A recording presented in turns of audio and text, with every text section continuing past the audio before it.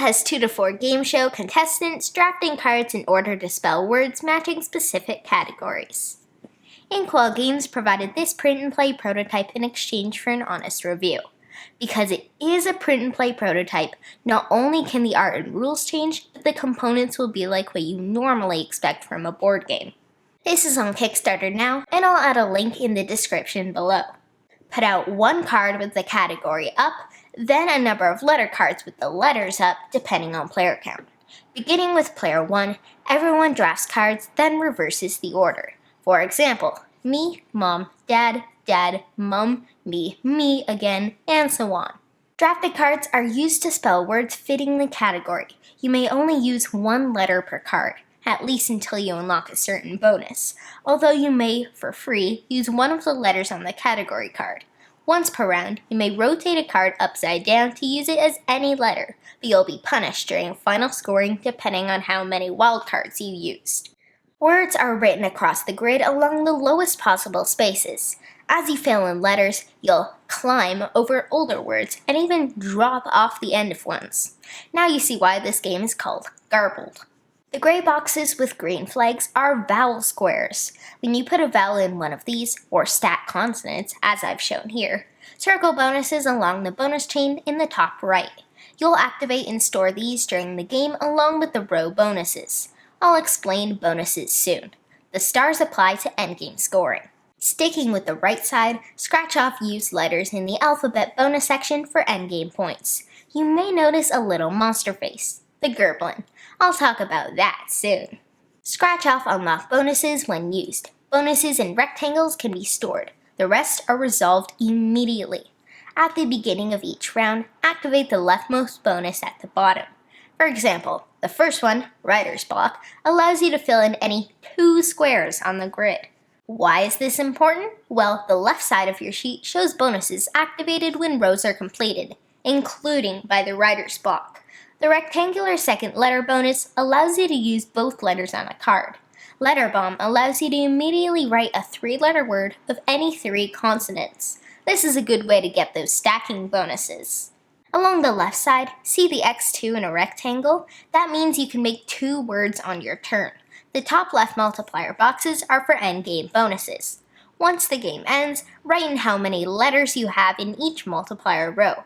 The top row scores 4 points per letter. You're going to want to get there. The Garblin is a nasty, letter-eating creature. Letters that drop down this column don't get written. To block it, use a writer's block above it so no more letters will fall into its mouth. The rules say that if you don't like nasty games, treat the Garblin as a writer's block.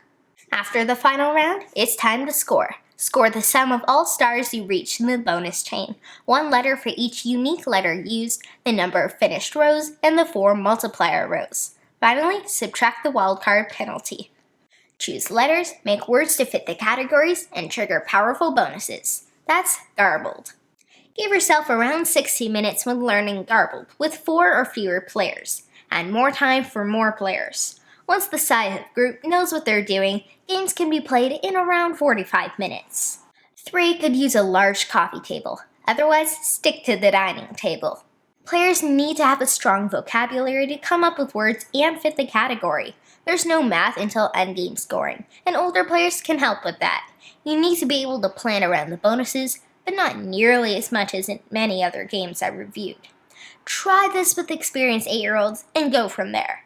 In our third game of Garbled, I immediately started working on finishing my rows and getting those early bonuses.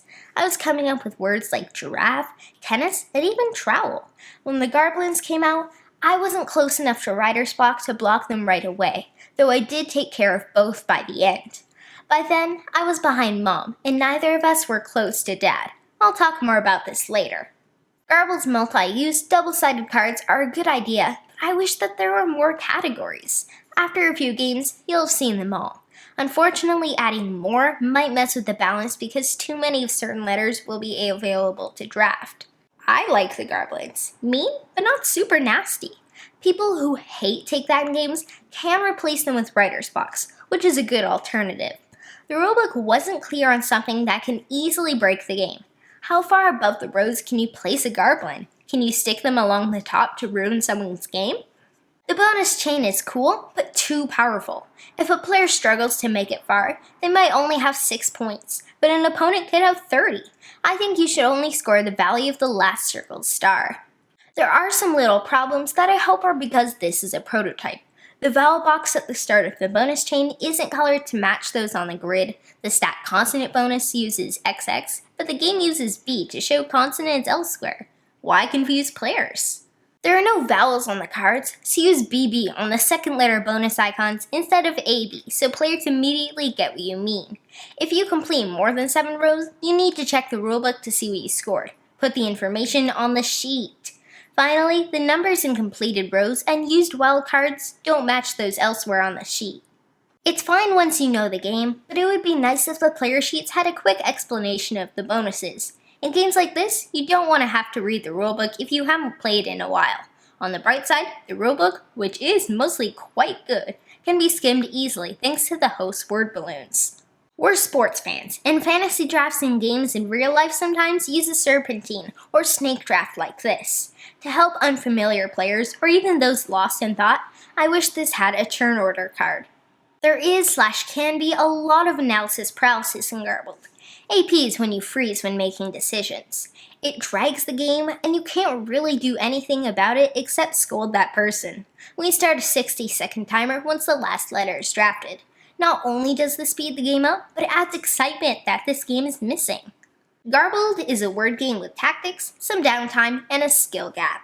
I think it's fine, but needs more. It's pretty polished, though it does need some work. The real issue is that after a couple of plays, there wasn't much more to explore. It's too bad, because there are some very clever parts to this game. I want to like Garbled more than I do.